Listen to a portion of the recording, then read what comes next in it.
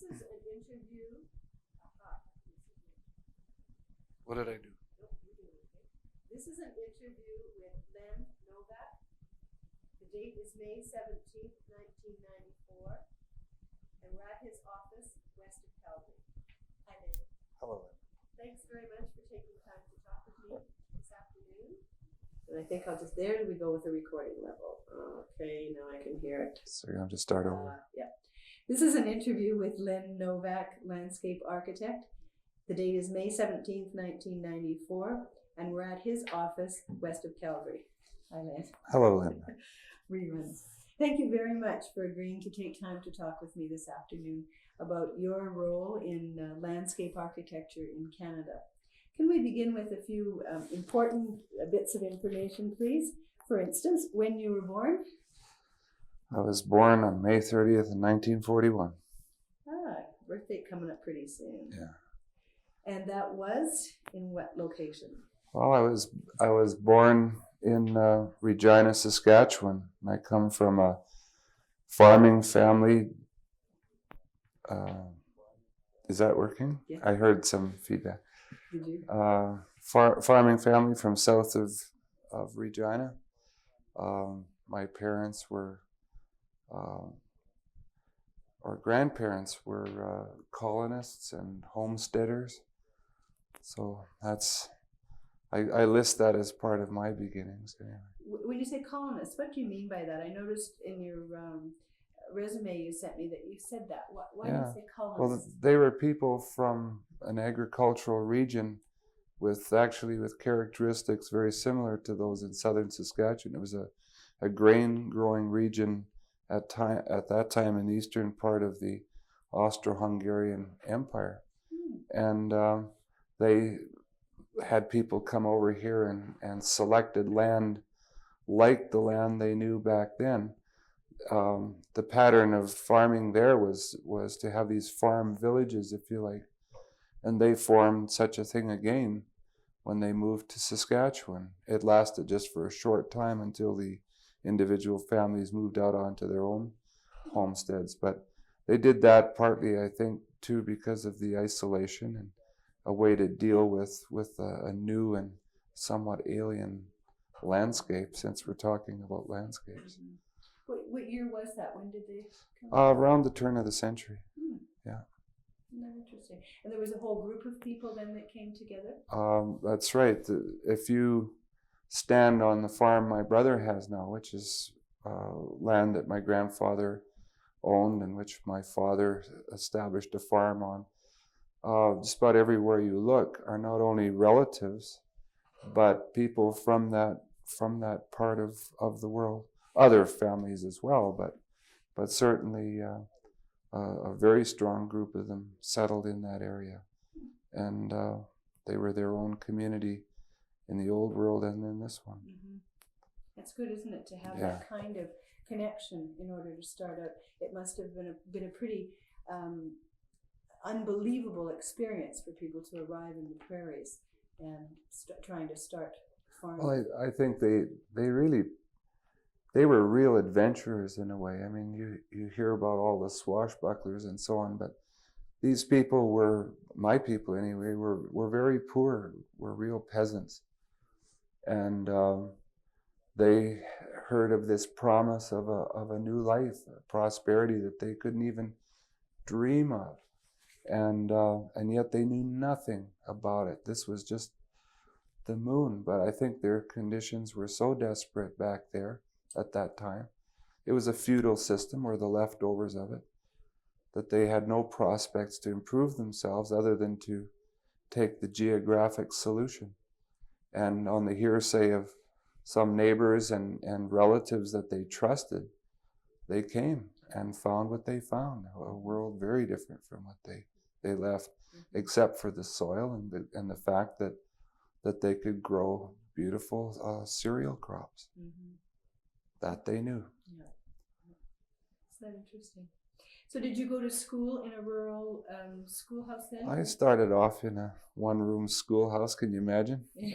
I'm not that old, honestly, but ours was one of the last of the one-room schoolhouses. There were 7 or 8 of us, I think, most of them relatives. And then we moved into the city when I was about 9 or 10. And you did your schooling in Regina? Yeah. Uh-huh. And then you decided to study architecture at the University of Manitoba? Yeah, I began with that. I didn't know, as many of us don't, really what to do with. All I knew was farming and things like that. But anyway, I was introduced to architecture by one of my cousins, and that was good enough for me. I believed in him, and so I began in architecture, but I didn't succeed there. I was discovering a lot more about the world than architecture, and so I dropped out and worked a bit here and there, and eventually found myself in Toronto. Do you want me to go on with this? I see your next thing is early experience, so I'll keep going. Well, that's where landscape architecture began for me. I was able to, I guess, or I thought I could earn a living as a draftsman, having begun in architecture, and I really just went to the Yellow Pages and found a rather unusual listing of a firm that had many disciplines, design disciplines within it. And that was Project Planning Associates. And I guess I told them a good story, but anyway, I had so little experience, but I was ready to do anything. And indeed, I did do just about everything, or anything, or nothing with Project Planning Associates. But the door opened that way onto a great big room.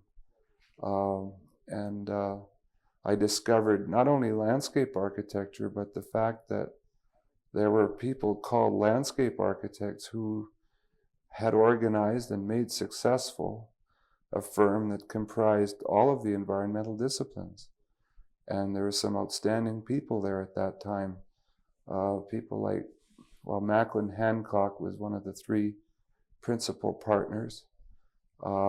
They had formed the firm after the experience of planning for Don Mills, where they had worked in collaboration that way. Don Pettit was there at that time, of course, and I believe one of the partners too, I think I have that correct. The man who actually hired me was a man named Noboru Koyama, who probably should have been given an earned status in landscape architecture.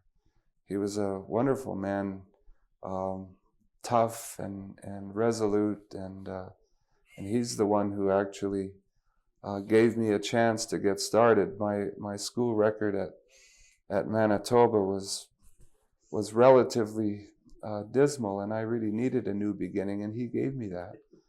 And can do that to you. Yeah, there were all other inspiring things about the firm at that time too. There were a lot of young landscape architects who had been trained in the States. At that time, there was no degree granting program in Canada. This was in 1960, 61, 62.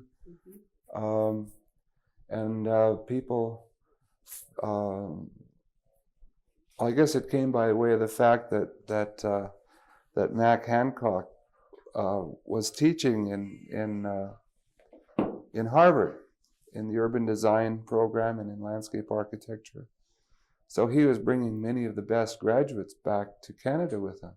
Some of them Canadians, like Brad Johnson. Some, I'm not sure whether Dick Toth was a prominent one of those young Harvard grads at that time.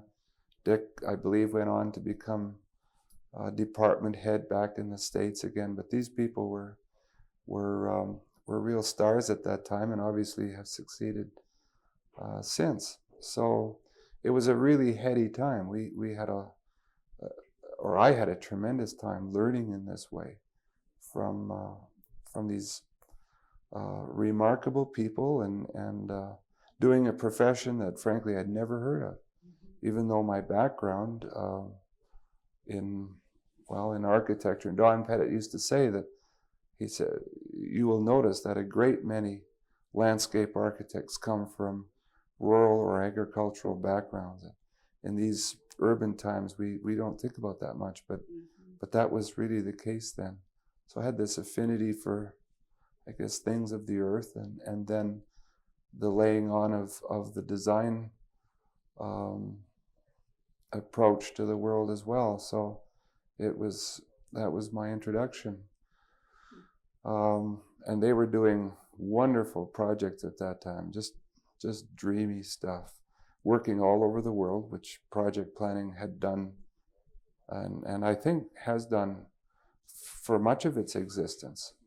The kinds of work that they did, the projects that they needed for a large multidisciplinary firm like that, architects, planners, urban designers, engineers, and of course landscape architects. It took something of enormous scope to make the firm work, or to put it to work. So they were working in Kuwait and Century City in Los Angeles, and I think the harbor of Monaco at that time, and amazing dreamy stuff, as I say. Western Canada too, they were doing a master plan for Lake Louise. I built the model for one of the early schemes for Lake Louise, for instance, when I was there. That's actually what I did. I was an apprentice to a model builder, which in many cases meant sweeping the floor and doing some really routine things, and only now and then would Nabi Koyama let me presume to draw, because they actually had commercial artists as their graphics people there. It's an amazing firm.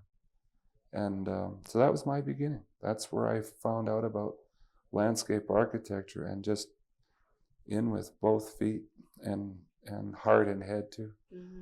And how did you move from there, from that work experience, and into university? Well, again, these people were very inspiring, and insisted that I get back to school, get some credentials, and of course it should be in landscape architecture. So they arranged for me to communicate with Hideo Sasaki, who was the head of Harvard Graduate School of Design at that time.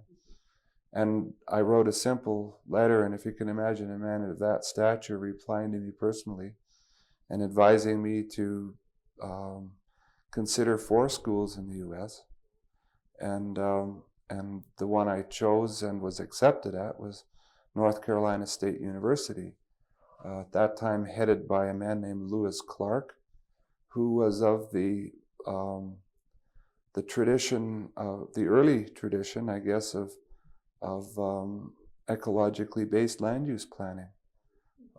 His mentors and colleagues were Ian McHarg, a young Ian McHarg at that time, but Lewis Clark and McHarg had gone to school together, both of them in England, and studied under, I believe his name is Patrick Horsburgh, who was one of the founders of that movement that's become so important to us today. And so that's why North Carolina was important. That's why I guess Dean Sasaki recommended it as being highly worthwhile, because it represented this new trend, getting landscape architects into the realm of large-scale landscape and land use planning, regional planning, all with, this design with nature kind of orientation that McHarg is, or at least at that time and since, has become so notable for.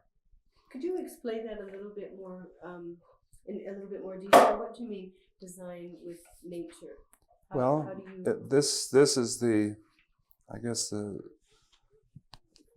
concept by which you, and of course this only applies to large scale planning, but it's planning with a conservation base. All of this land resource analysis that became so common, and in fact became really workable with computer data systems and so on, GIS being one of them, where you'd assemble all of the factors the land resource factors that prevailed on a given land condition, put them all together. At that time it was hand methods, but excuse me, you looked at the resource, and out of that flowed resolutions about the highest and best use of the land and the care of the land and so on. And it, in a way, it had its own aesthetic. It was, as I said before, an ecologically based, conservation-oriented, now you might even say sustainable approach to landscape planning and design, always at the large scale. And this was enormously intriguing. I came from big country, and I'm not an urbanite. This was not an urban process, even though obviously the founders of this movement, many of them were from Great Britain and were dealing with industrial landscapes and so on. Many of, if you've ever, have you ever read Design with Nature by McCard? No. Because that remains the, excuse me, the pivotal book, almost the Bible, or at least the chronicle of that movement.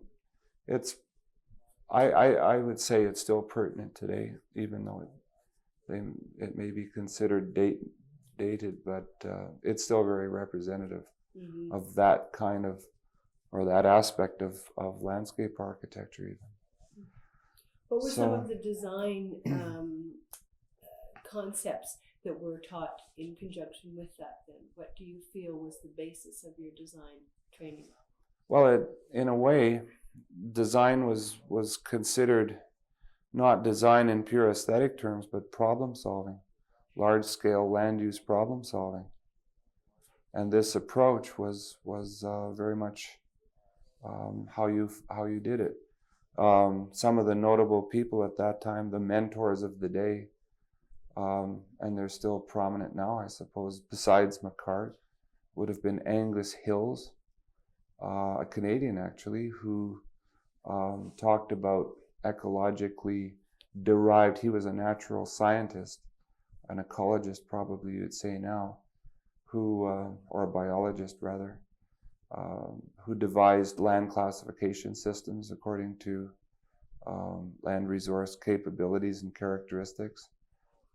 Carl Steinitz at Harvard was, even at that time, adapting, the primitive computers to this kind of work. We had workshops at North Carolina in my second and third year. It was a 5-year program at that time. I started, by the way, down there in 1964.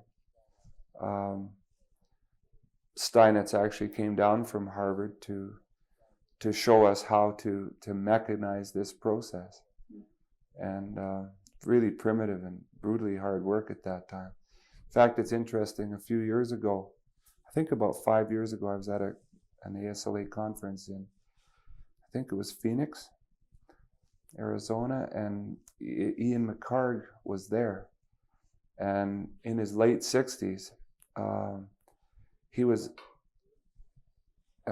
he's a flamboyant character anyway, but he was very pleased to tell all those assembled, and there was a huge assembly hall of people, obviously, to listen to him, talking about how this new technology now allowed him to do what he said he wanted to do, 20 years ago, completely. And he said, now that we have all this hardware, he said, now we're at a position where we can do this right. And the way we do it right now is to put the people into it, because we have all the other hardware and all the scientific aspects covered. That was wonderful. Yeah. There were stars in his eyes. So that completed the circuit. Mm-hmm. There are other names at that time of people. I call it a movement. I suppose that's not entirely appropriate, but Burton Lytton at Berkeley was one of those. That was one of the other schools that was recommended. I'm sure it was going on elsewhere, but Lewis Clark was a figure at that time, and probably the reason to go there. And do you think that the a second ago you mentioned Berkeley, and my understanding of a lot of the design concepts that were taught there were based on sort of the California / Mediterranean style, that kind of understanding of nature, and therefore the designs related to that. Do you feel that there was any sort of a regional concept of design that was taught to you at North Carolina? Oh, the whole point was to not apply thinking. And again, you have to remember that in the kind of landscape architecture I'm talking about here, or this aspect of our profession, it's not so much design in the traditional sense. It's large scale landscape problem solving, right? Land use planning. So of course, a principle, our primary principle in this approach, is to very exactly examine the indigenous characteristics of every region. You had to. You could no more through this system and this approach create a landscape appropriate for California, say, and place it in the prairies. It couldn't be. It wasn't possible. So, one of the oldest principles of traditional landscape design is to understand and recognize and work with the spirit of the place, if you like, the essence of the landscape. It was necessarily a part of this in rather practical terms. Should tell you also that this wasn't the only thing we did there. We obviously worked in traditional landscape design as well, but I can still remember that so many of us were oriented to this larger scale thinking. Also, social advocacy at that time was very strong. And the school I went to, I was so lucky at the mixture of people that were there to teach. We had social scientists who we worked with in our very early years and so on. So we were very well introduced to the way the profession went in subsequent years. But I can remember some of us were pretty arrogant and cheeky and thought we were going to change the whole world. And we didn't pay very good attention or probably even respect to some of the older professors in the program. There are people like Gil Thurlow, who, to my mind, and in some ways, he's probably the most memorable professor I ever had. That's his. Oh, I've taken it down. I used to have his picture on the wall from back then. He was probably the most instinctive, and he would very happily admit to that, landscape architect I've ever seen. And I think probably the landscape that has the man-made landscape that, and again, based on early impressions, the design landscape that has impressed me most and stays with me as most memorable was his own estate in North Carolina.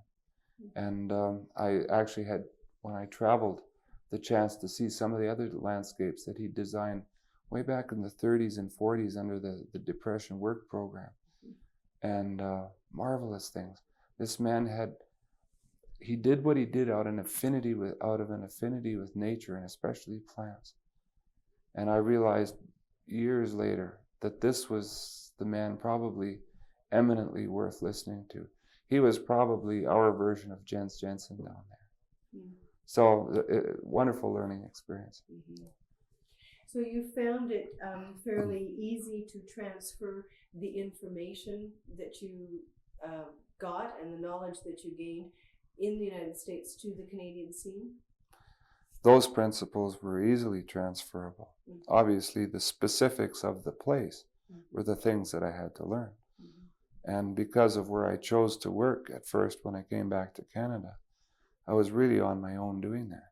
And where was that? Okay. Well, when I came back to Canada, it was, even though I made some stops in Toronto and Winnipeg and so on, I really wanted to be out in the prairie again. Oh, sorry, I should have added that I even went as far as Vancouver just to see what was out there, and or to get a sense of what was possible all across the country.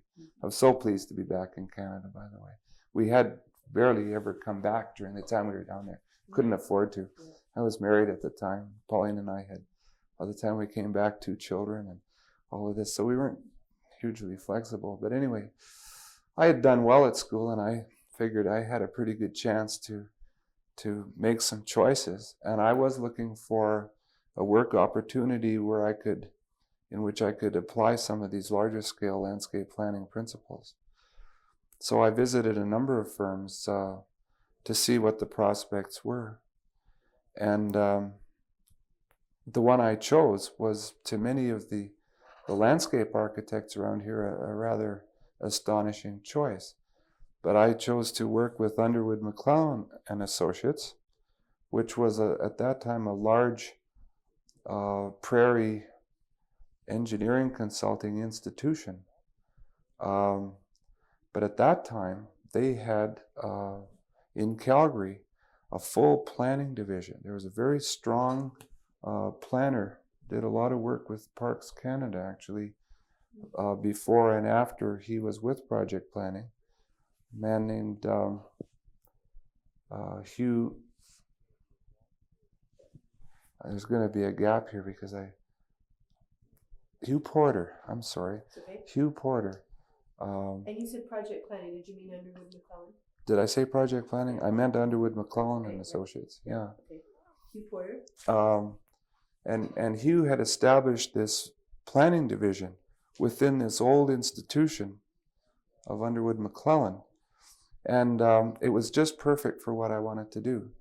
Again, we were an assembly of planners, architects, geographers, natural scientists, and of course with the obvious engineering complement. But I was the only landscape architect. And these people didn't know what to expect from me. I guess I showed them the kinds of things that I like to do. Hugh Porter was the one who saw what I could bring to the thing. He was one who saw what landscape architecture, at least as I was talking about it, could bring to that firm. And I was supported as well by one of the principals in the firm, a man named Dennis Cote, a true prairie person. He was an engineer and a very good one, but he was also very politically oriented, and he liked the line that I was selling, and I became kind of a protege of his, and he took great delight in introducing a landscape architect around his boardroom table to some of these clients that they had, and we're talking about big corporate clients here. They worked as well with the prairie institutions. In fact, I worked all across Western Canada out of the Calgary office. It was a wonderful experience. And I will say that I never again have worked on projects of such scale as I did with that firm, and that's why I chose them. We were doing regional scale landscape planning, and I was there armed with these techniques that I brought back from North Carolina and created a whole new way of working. I had a wonderful time there. What are some of the projects that you worked on with them? Okay, well, we did regional scale land use planning for what's now called the Canmore Corridor. This was for the Dillingham Corporation out of California at that time. They owned Canmore Mines. I know Dillingham out of Hawaii. Yeah, all right. I think that's where they're based now. And a lot of large-scale urban residential development and design. I worked really as a planner. They often would refer to me as a planner.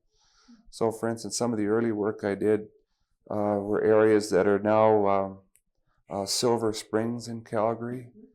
I did all the land use planning for Silver Springs. At that time, there was a process a little bit different from the planning sequence that you do in Calgary, or in Calgary now. But back then, you would do what they call sector plans, where you would have to plan a whole sector, literally, of the city at a time.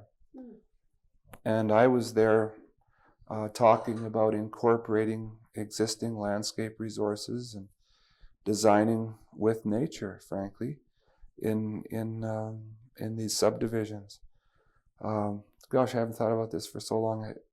I have to think about some of these projects. We worked in the interior of BC. I worked in Victoria, Vancouver, out on the island. I did a lot of, sorry? I was up north as well. This company worked for the huge resource development companies too, and I can remember being involved in selecting town sites from a helicopter, things like that. Just imagine, a landscape architect in his 20s and early 30s having that kind of an opportunity. I was given a free hand. Nobody else did what I did the way I did. Mm-hmm. And they liked it, and it worked, and the clients bought it, and so on. And I did relatively little traditional landscape architecture at that time. But the turning point came when it started to be apparent that I was, I guess, taking more and more of a leadership role in some of these projects, and I found a few projects that I could have on my own, and I guess I have an independent orientation, and I just decided that it was time to take advantage of some of these things. So I had to make my decision to leave UMA, Underwood McClellan, and then take advantage of some opportunities. And some of those first things that I did on my own were looking at all of the landscape characteristics of the whole annexation, for instance, of the city of Kelowna, 85 square miles of landscape to assess and categorize, and because they were doing very large scale planning at that time, trying to make decisions about regional jurisdictions and so on for Kelowna. Probably the project that made the big break for me, well, there were two actually, but one was Fort McMurray. At that time, Alberta was investing in new towns, and Fort McMurray was big at that time. And so I joined a team outside of Underwood McClellan after I left the firm. Pardon me.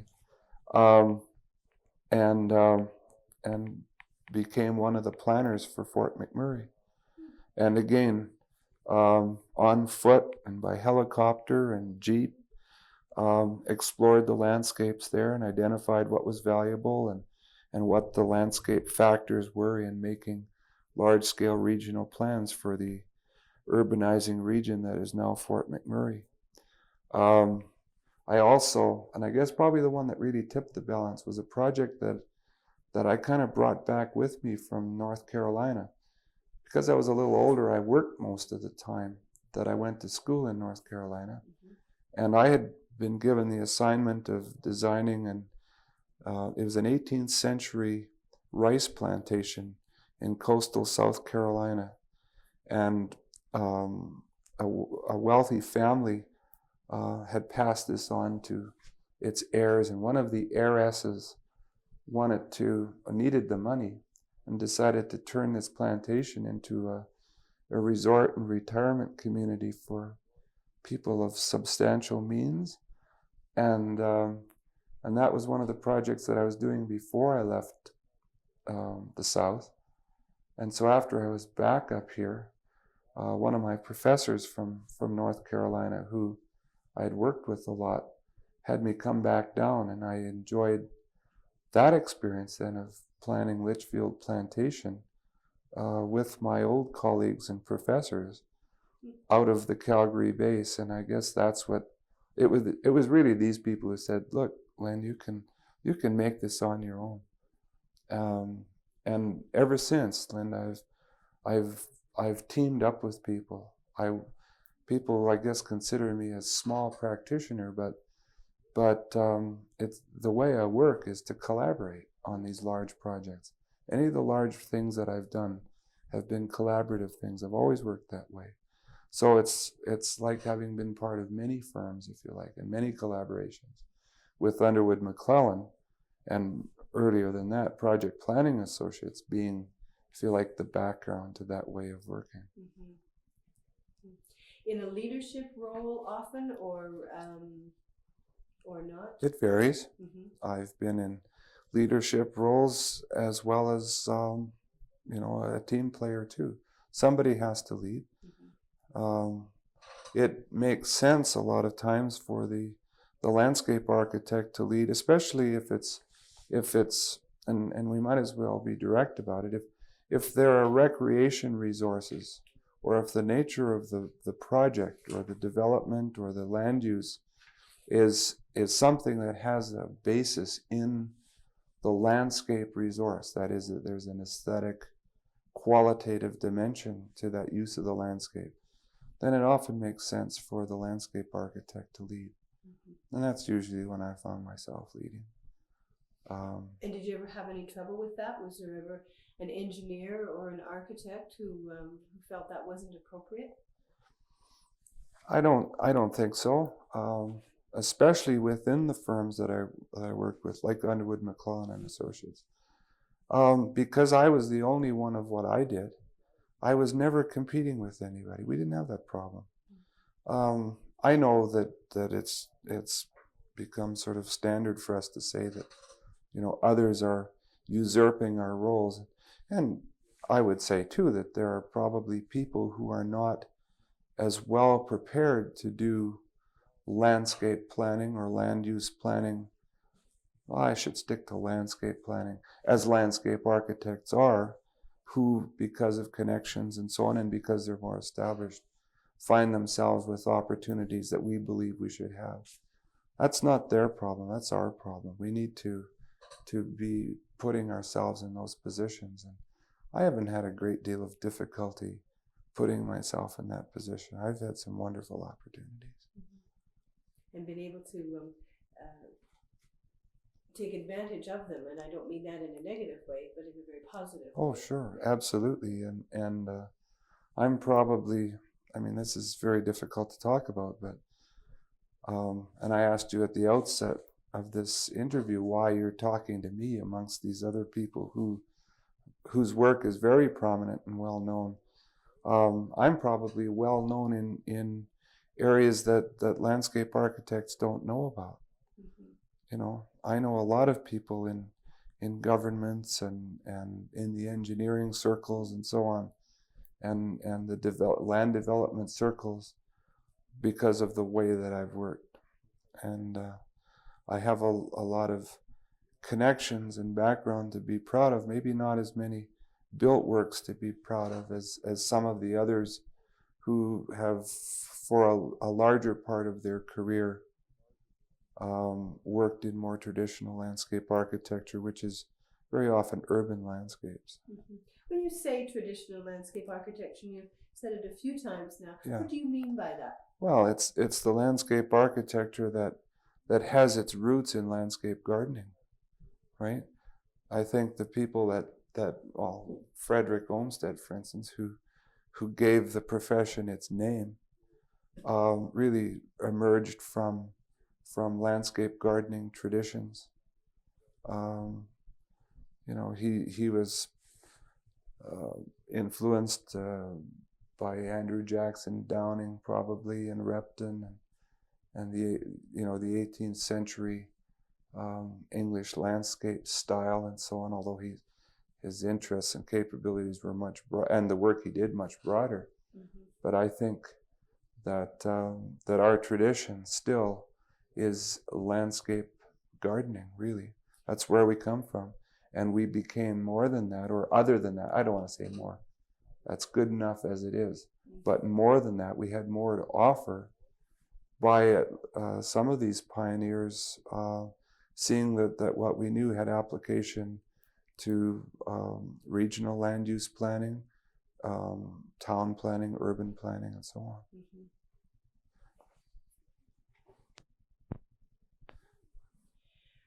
I wonder if we could go on to perhaps some of the work experiences that you had.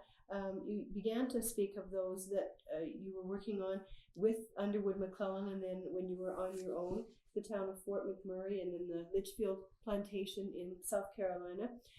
Were there other commissions that you took that were particularly significant for you in terms of either where they took you or what you learned, or were Sure. there other? I understand what you mean. Well, I think, the discussion we've been having about the time at UMA and then moving on into my own, the kinds of projects I've referred to there are really important to the way I think and have worked, and sort of make that bridge into my own practice when I was still doing some of those larger scale regional planning things. It is the case that, and perhaps this is the downside to sort of working alone, is that my work has become somewhat more traditional and conventional since then.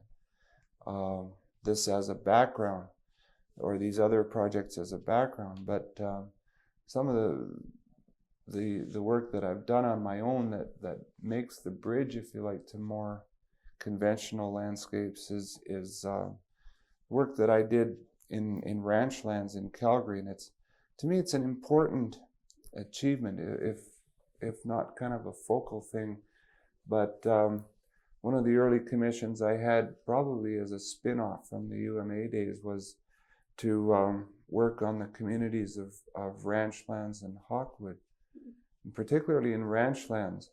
I worked very hard and succeeded only with at least an equal amount of perseverance on the part of the developer's representative to save and integrate into the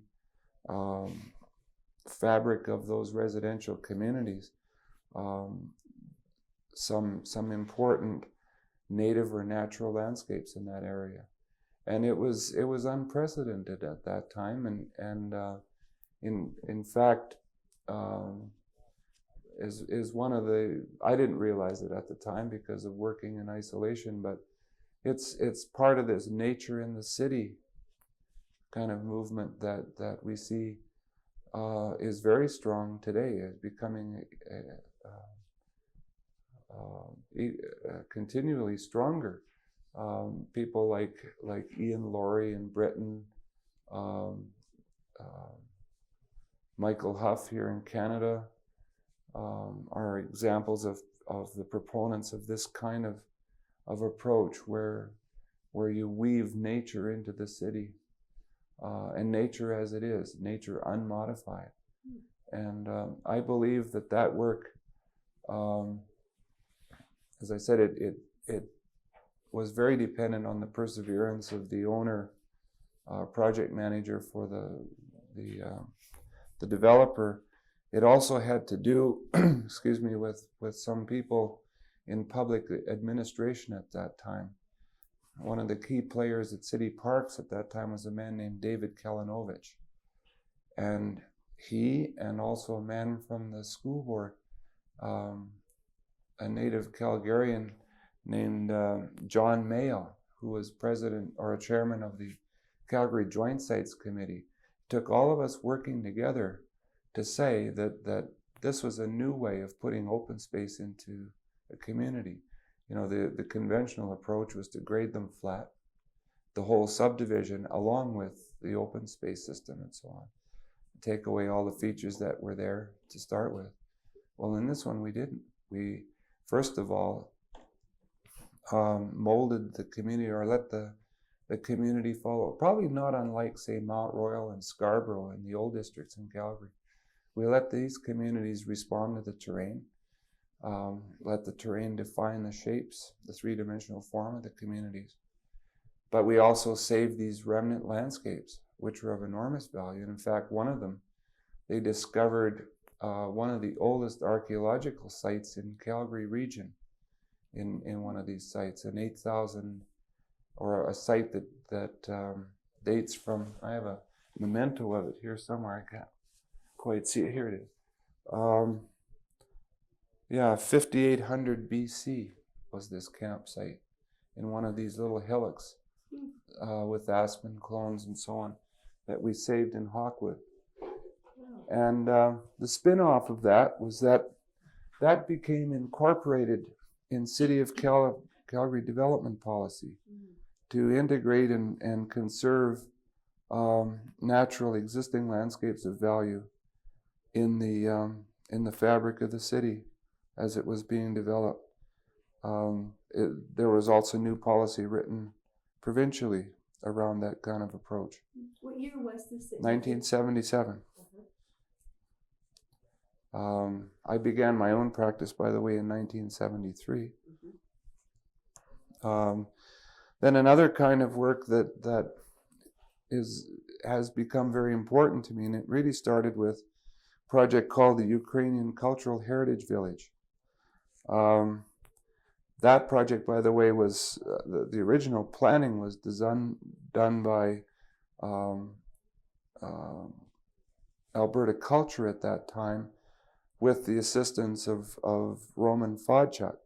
But the Ukrainian Cultural Heritage Village, if you don't know it, is a living museum dedicated to the agricultural pioneers of the north central prairies. And these people were mostly from the Ukraine. They brought their settlement patterns and so on to Canada, much as my ancestors did. Grandparents rather did. And what we were to do there was to make a landscape around the building layouts and so on that Fodchuk and those people did, that not only recreated the natural landscape they found. This landscape that we found there was a little better than bald pasture. In fact, a lot of the topsoil had been stripped and sold, which was a practice that it's a good thing they don't do anymore, but that's what happened to this site, this 55 acres. So it was really a derelict piece of land. So we had to create the aspen parkland condition that was natural to it, but we also conveyed the patterns of landscape.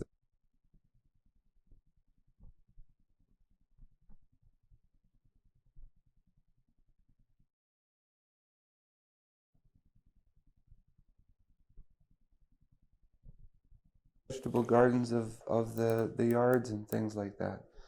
And this was an easy project for me because I knew that landscape so well. I came from a farm that had much the same patterns. My father's farm was founded in 1925. One of the component farms at the Ukrainian village was a farm of the mid-20s, things like that.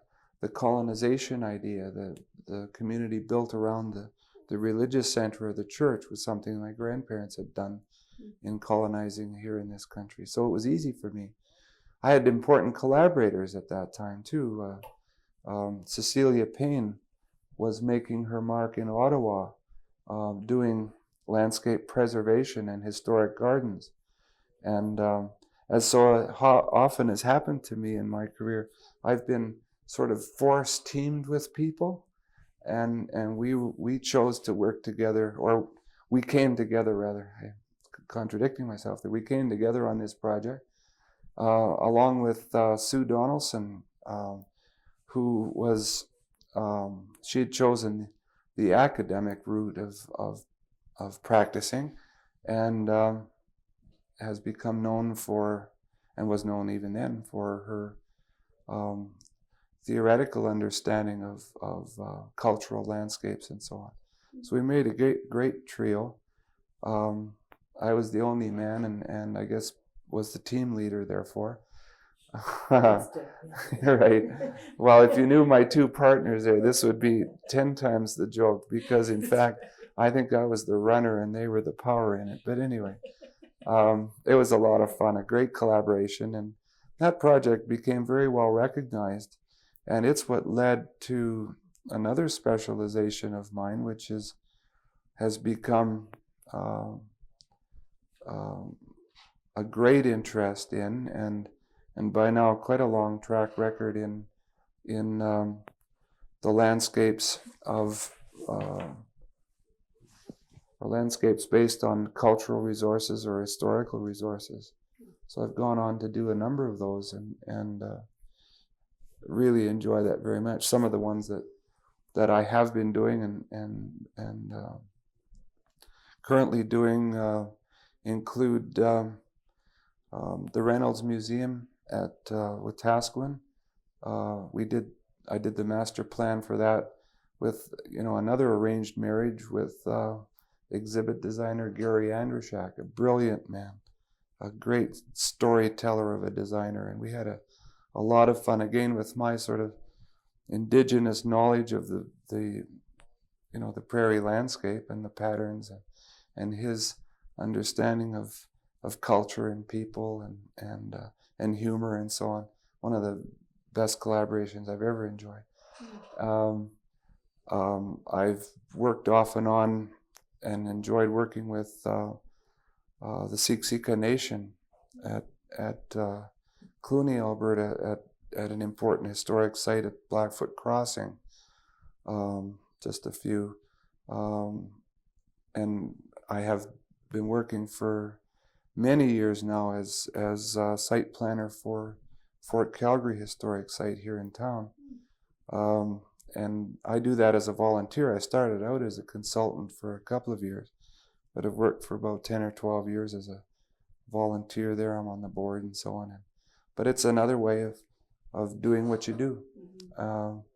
So there are other examples, but these are fairly prominent examples of this historical cultural landscape direction in my work, which I enjoy so much. It's part of this affinity for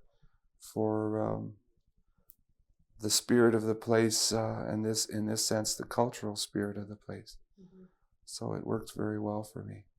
So I would say those are probably my strong areas. Most of my work is in park design, and I've done a number of parks, a whole slew of parks in city of Red Deer, city of Medicine Hat, and my favorite park in Calgary is a little tiny one called Bow Valley Square Garden in downtown Calgary, right on 6th Avenue in the heart of the oil patch.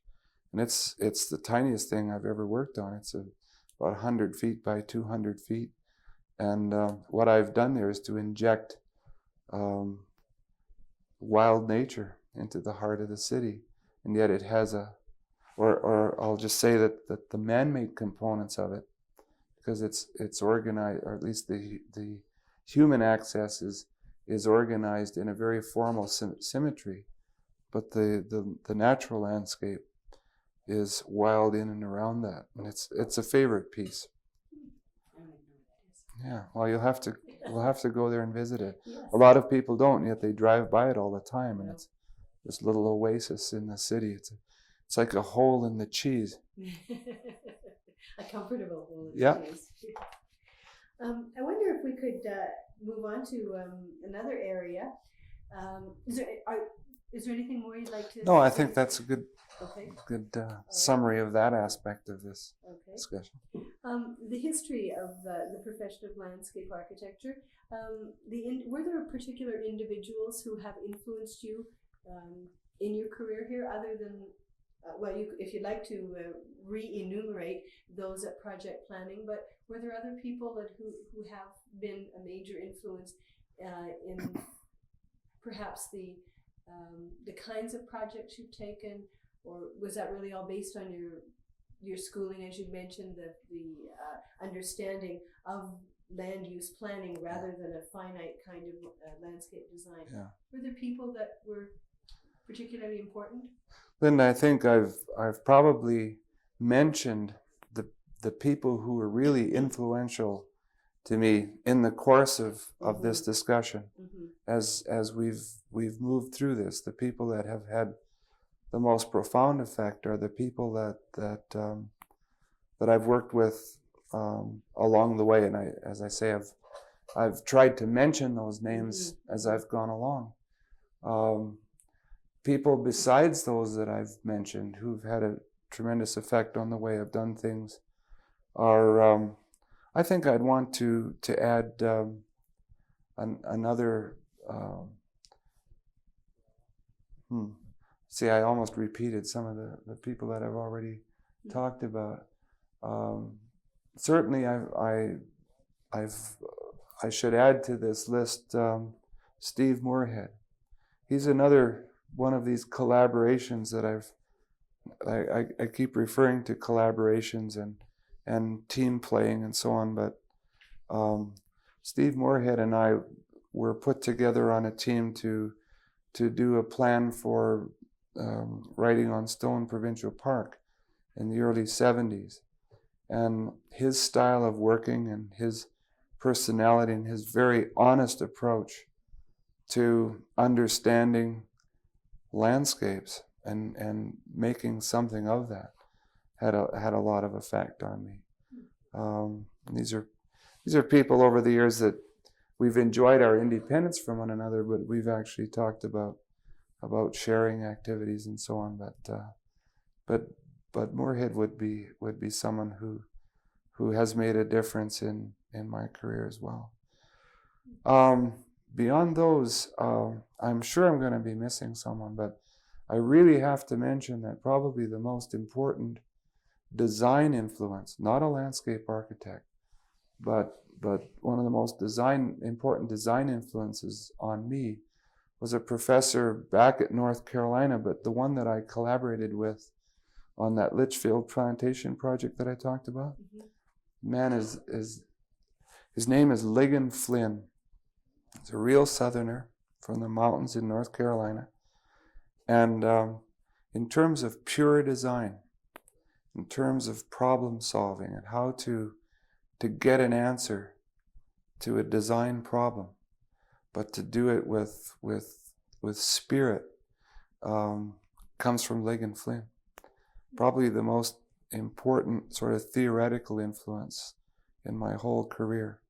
And he's one of these universal designers. He would probably be able to design in any genre, if you like. He was a painter, a sculptor. He was taught by, amongst others, Buckminster Fuller. He was a protege of Buckminster Fuller, therefore very theoretical, and had a profound influence on the way, still to this day, I approach design problems. And what is that? What would you say that approach is? Well, by now it's become so ingrained that you don't even think about it. But when I I've done a little bit of teaching in the latter part of my career here, mostly at the University of Calgary Faculty of Environmental Design.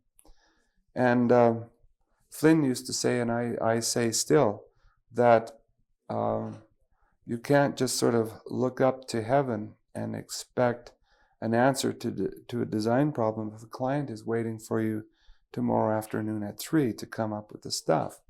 So having an approach, a method for getting a solution is absolutely important. I mean, there have been books, but not very many books written on design methodology that I think are worth a great deal. And it would be wonderful in his later career if LeGeyt Flynn would write one, but the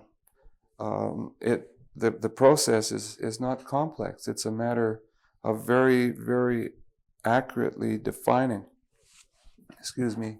or simply asking and answering the question of what is to be done.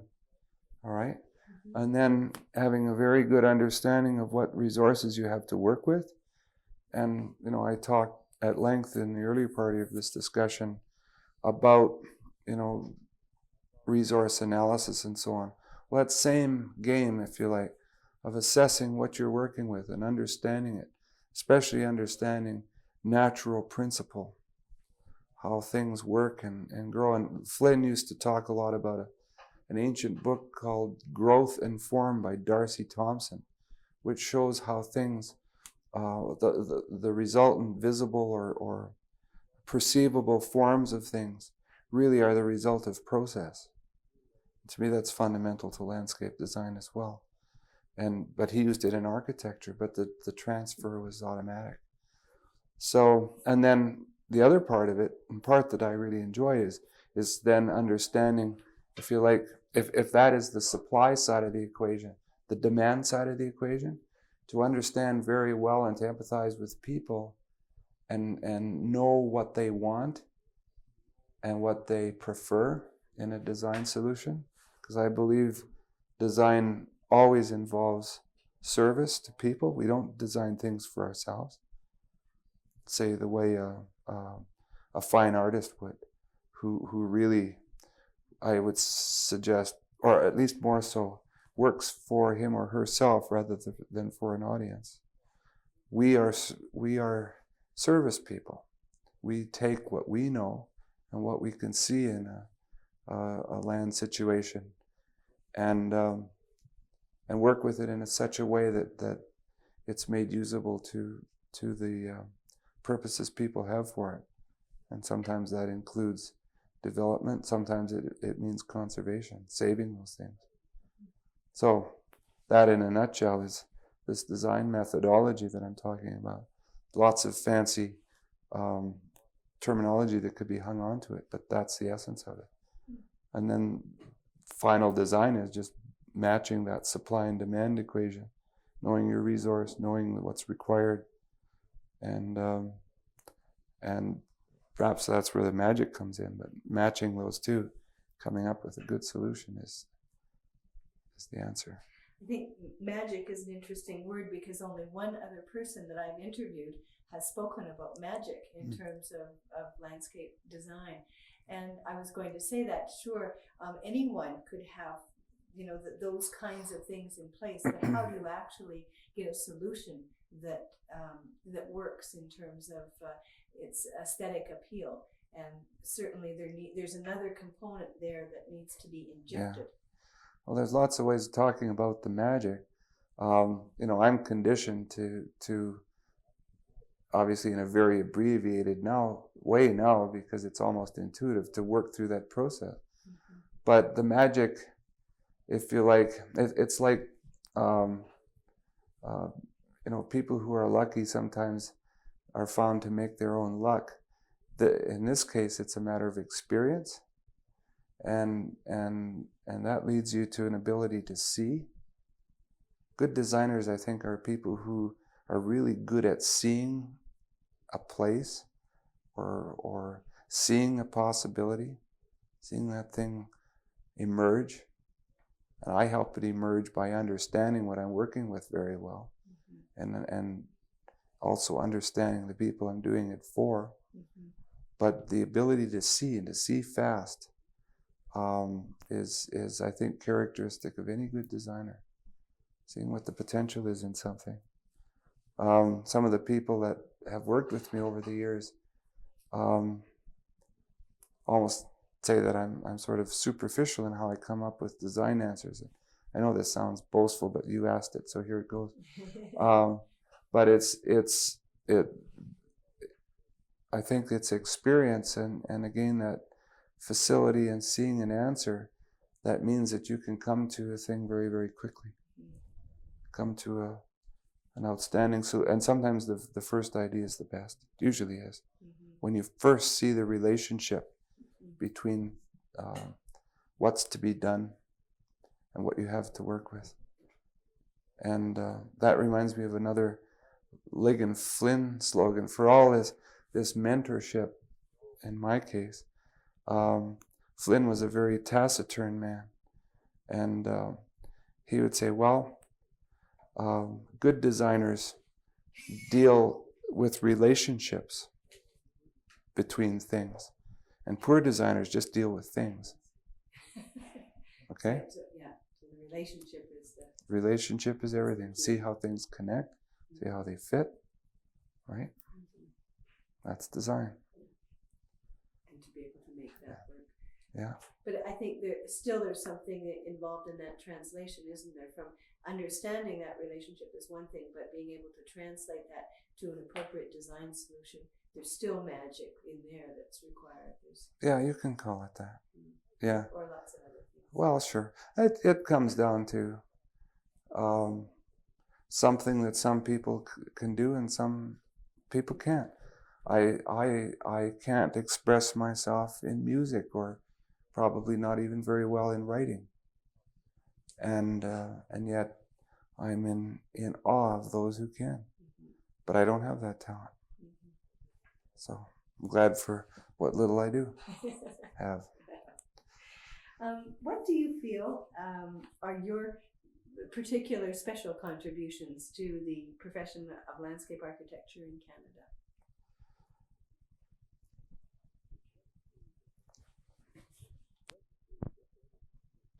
Well, this is really difficult for me. I think we were kidding before this interview about my question to you, and that's, why are you here?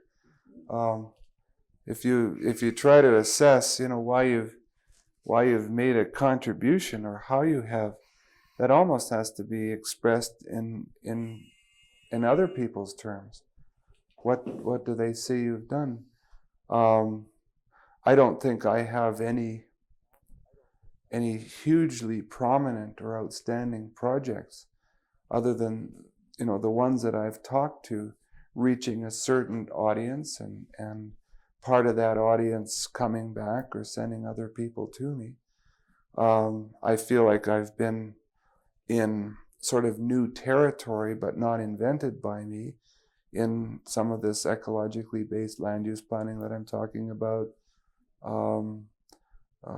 The idea of nature in the cities. And they were teasing me the other day when we had that wrap-up party for the Urban Parks Program, master planning. I'm referred to as the guru of naturalism, and that's funny to me because I don't think that's so unusual. But and maybe they just had to find something to say about me. But I seem to be the one that is probably more comfortable, I guess, with things that have to do with the essence of nature, really, than urban things. I'm still a farm boy. I like visiting the cities, and I've been to wonderful cities all over the world. But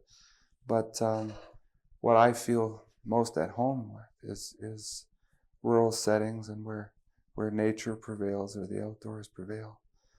And maybe I don't know, maybe that's leaked out. Maybe I've become known for that. And I suppose if you look at the track record of my projects, I don't have a heck of a lot of work in urban design per se, because I don't have the sort of the gut level affinity for it. But I do have a lot to show for certainly the earlier work or at least I've done a lot of work in this natural resource-based planning, sustainable landscapes now.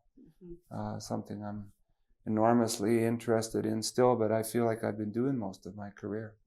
Landscapes that belong in a place rather than being artificial to a place. And maybe that's where I think that work in ranch lands is known to people that I don't know about it. Do you know what I mean? I was at a session the other day with people from the city of Calgary who were writing this, here it is right here, it's the natural area management plan for Calgary. And they use some of my the Ranchlands project and some of the Strathcona Coach Hill stuff as examples. And I didn't know it was that important, but they perceive it to be of value. So, and then this current project I'm doing, this Inglewood Wildlands, is an outgrowth of those kinds of things. But there I'm making a landscape that is really a matter of setting natural process in motion, and therefore inherently naturally sustainable and so on. And that's, I guess I'm going to say that's becoming a contribution. I don't know anybody around here that's doing that. And then I guess I've really enjoyed a lot I've found a lot of pleasure in this historical landscapes thing. And I suppose I've gotten more than my share of those kinds of things. But you see, Linda, none of this stuff makes me nationally prominent or anything, and therefore I still don't know why you're here. And I keep saying to people that one of these days, I'll get that opportunity that will give me international prominence. But that's a standing joke. I suppose another contribution, a kind of contribution, is that I was president of CSLA for 1 year, and in fact, it seemed like I'd been involved with that a much longer time, because back then I was the last of the 2-year Alberta Association of Landscape Architects presidents. And at that time, the presidents were the delegates to the board. We were the board. And no, I think it was a good process. Really? To this day, I think it was a mistake to change that. It had an immediacy and a directness about it that frankly has been lost now in this sort of second level delegation. We were the last word from our component areas on what needed to be done. It was wonderful. And it didn't involve a great time commitment if it was properly managed. Anyway, I felt that I guess I took on or a lot of people certainly knew me then, because I made a point, as apparently Clive Justice did some years before me when he was president. I made a point of visiting every part of the country at that time. I also re-established a line of communication with the ASLA, which had not been upheld for years. And I guess there was, some of us who had national pride at that time felt that maybe the CSLA was losing a bit to those people who saw a much better thing in an alliance with the ASLA. And we went around saying that we had to have our own association in Canada too. I mean, I'm a great supporter of ASLA, and but I wanted to make sure that the profession was alive and well in Canada, and so I went down there to tell them that was so. And I believe that led to some important connections, which in turn I think bring us, and I mean this sounds horribly boastful, but I think it started a process that brings us to where we are today in what I think is a very healthy relationship with the ASLA. So those are a few achievements at that time. When I was AALA president, we also restructured the CSLA into what was truly a federation of components. And you see, that's where the presidential representation was so important from the component groups. That CSLA at that time, largely because of, as is the case now, Quebec feeling very uneasy with the alliance and feeling that they had their own thing to do, we said, yeah, we all have our own thing to do, but we also have a thing in common. So we established the principle back then, I forget, I believe it was Al Rattray who was the president of the day when the president of the Quebec Association and I drafted the resolution, or if you like, the basis for the new constitutional policy that the CSLA be made up the only members of CSLA per se were component associations, right? And that's a very important principle. And that it should exist only to be an organizing element between the components. I'm not sure where that principle is today, but that's what it was then, and made a difference. That's, I would say, the guiding principle today still. Yeah. Yeah. So that was, I don't know, I guess of some value. I'm not sure how many people know, but you would, of course, because of your work with the professional organization now. So those are a few things. I like to speak about prairie landscapes, and I've done that quite a bit. And I enjoy going places and talking to students and so on. I like them coming here. So is that enough of an answer? That part of the question? That's a good Maybe answer. that's more than you want. No, that's good. Maybe we can just move. I want to make sure we get all of the things you have to say, and then maybe we can go back to some of the areas, because I would actually like to ask you some questions about, well, maybe I will right now, just briefly. Continuing on with the CSLA ASLA connection, at this point in time, there is a great amount of upheaval with the World Federation, the International Federation of Landscape Architects. Would you care to comment on what Canada's role in an international organization should be from your perspective? Well, I certainly think that we want to have a relationship with landscape architects in other countries. It's a question of what form that relationship takes. I would very much like to have a forum where all of us around the world who want to can meet and help each other and so on. But on the other end of the spectrum, and maybe this goes to that discussion we were having about CSLA in a way, I adamantly believe that organizations should exist for a purpose, but should not exist just for the sake of being organized. And I guess I perceive that that's what IFLA, as an example, has become, and it's a concern. The fundamental reasons for an alliance of landscape architects around the world are obvious, but maybe all that needs to be is a conference every year, and then out of that growing alliances amongst those that need to be allied, and not to formalize it beyond that point, not to become a political entity for its own sake.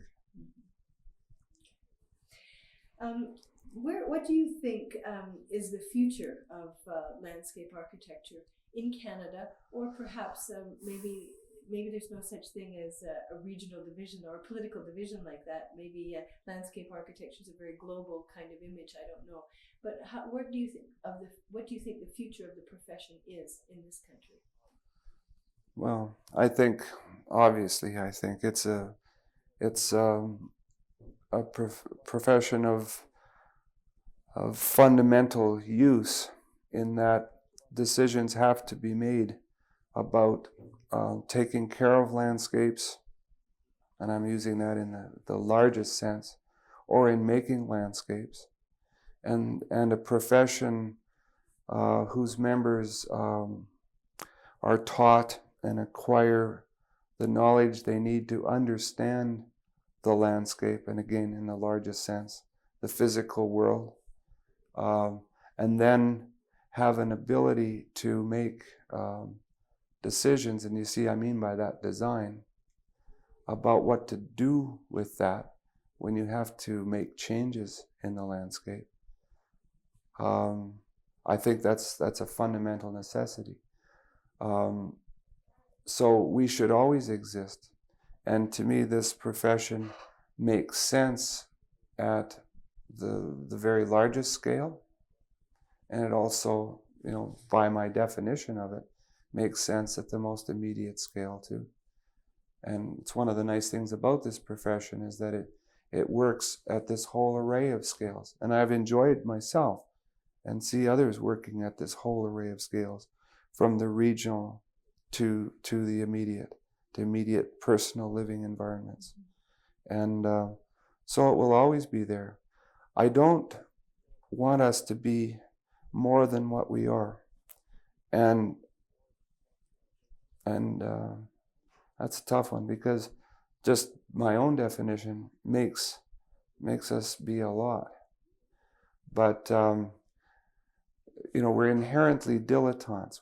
To do what we have to do well requires that we know an enormous amount. We have to be natural scientists on the one end of it, or at least have enough appreciation of that to be functional. We have to be social scientists. We have to be, at the other end of the spectrum, artists. And we also have to be as systematic as some of the engineers that I've worked with in making all that stuff come together. And in the case of constructing landscapes, to make it work, or to manage them, for instance. So it's a tall order. Sometimes I think we've bitten off a bit more than we can chew. Another thing that we can't forget is that it comes from our roots, and maybe it's because we're badly named. Landscape architecture is a tough handle to work with, okay? And there's that very obvious and kind of silly reason, all the way to the fact that people do perceive us to come from this tradition of gardening, if you like. And that's a noble heritage, but it also constrains us and confines us. When there are other professions who, especially now, make claim to having all of that background that I say we need to do what we do well. Okay, there are other professions by other names who in some cases are there first, right? Or who are a little bit more aggressive about being there than we are, us humble gardeners. So it's an enormous potential and it's a problem, but I'm pretty content with the fact that I get to do most of what I want to do. I don't feel thwarted about it. If anything, I'm probably my work now is more focused on immediate scale sites. And I'm happy with that. I'm not naturally artistic, but I think making landscapes is a bit like watercolor painting. The magic you talked about is a big ingredient in it. And the affinity with the natural world almost guarantees us some pretty happy results in made landscapes. Do you think there are other roles that landscape architects could assume? For instance, advocacy roles, policy-making roles? Is there a need for a landscape architect voice to be heard politically? Of course. With what we know and have and should be able to offer, that same design process, where that same problem-solving process, a discipline that we all go through when we were learning to do what we do, and doing it now, would certainly be applicable to policy making, as you put it. I think a lot of us have realized that to really do things about taking care of the landscape and making environments that are inspiring on the one hand and comfortable on the other hand to people, it probably requires many more of us than are in it to be in the political arena. That's a tough world in its own, but if any of us can do it, we should be there. Very, very much so. One often thinks of the roles that are the decision-making roles in both all of federal, provincial, and civic politics. And a lot of those people in those roles have engineering backgrounds, for instance. I often wonder how much different decisions would be if landscape architects were in those positions. Well, we'd like to think that maybe, and by the way, I make enormous allowances for good engineers. That analytical mind, in some ways, they're designers like we are, and I get tired of the stereotyped engineer. That's not even fun anymore. A good engineer with an analytical mind, who's on the one hand a scientist who's dealing with the natural sciences, and on the other, someone who has to solve problems, should be well suited to making good environmental and policy decisions. I suppose we all are pigeonholed a little bit, and let's just say that the conventional engineer, if there is one who may not always be associated with qualitative thinking, and I mean, we can often be confused of not doing enough quantitative thinking ourselves.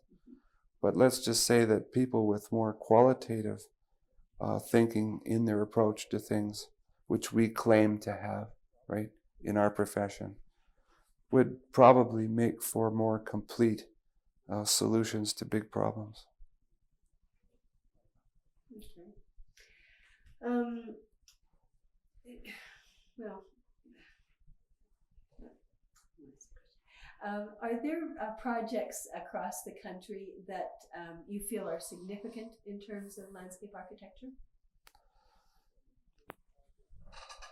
I think when you say project, that means therefore something that someone has designed, right? Yes. Because of course there are landscapes that are extremely important to us, but I'll stick to the ones that people have designed, and you probably want me to talk about. No, I'm going to talk about the ones that people who have, if not the same name, at least the same educational or working roots that we do, because in some ways it's important for people to associate these landscapes with people like us. All right. So on that list are, some of the obvious pedigreed landscapes, like those of Mawson, Olmsted, and Todd, and of course that list includes Mount Royal in Montreal and Assiniboine Park in Winnipeg, certain landscapes in Ottawa. My favorite, of course, because I come from the prairies and know the Regina region so well, and know how that landscape matters there, or in fact how in some ways inappropriate it is, but yet so prominent, such a contrast, is Wascana Center. It's especially important besides the prairie dimension, because Mawson started it, and in fact I think Todd started it, and Mawson carried it on, and then some other really bright lights have continued to be involved. Do you know that? People like Hugh Knowles, who I think you're going to talk to, and in a very direct way, Jack Walker from Regina, who you must talk to, and I assume you will. The epitome of the middle generation prairie landscape architect. Jack made a lot of Wascana Center what he is. A man named Joe Moran, who is not, in formal terms, a landscape architect, but a very important figure in making what it is. There are a lot of important roots and so on. Well, and I didn't even mention people like Thomas Church, who was involved for a time. I believe people like Michael Huff, more currently involved in the what do they call it? The design advisory group, I believe. So Wascana Center has that. It's such a focal one. There are a lot of projects in Ottawa now that have something to say about what landscape architecture has been and is doing. And I'll think of some of the more recent ones, like my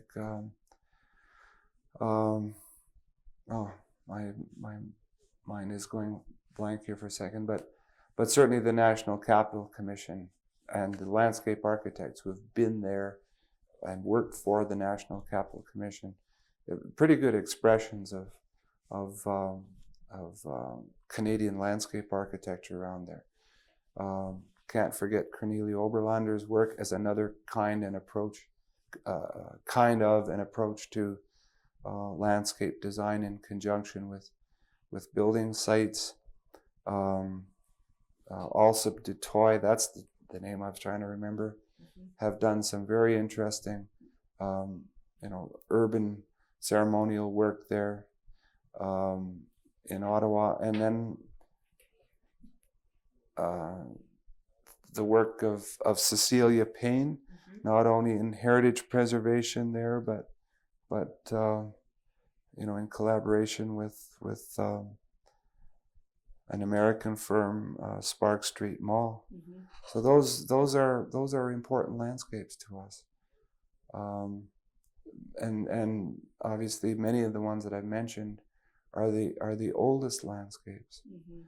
I don't quickly recite, and nor do I have in mind some of the urban landscapes, but here I'm going to indulge myself in being a bit narrow and saying that urban landscapes are almost contradictions in terms, Mm-hmm. but that's my particular bent. There are a great many man-made landscapes that are important to me, going beyond just those that have to do with landscape architecture as a focal profession, but the landscapes that have been made by people settling this great Canadian landscape, the rural landscape patterns and so on, the agricultural landscape patterns, Manitoba,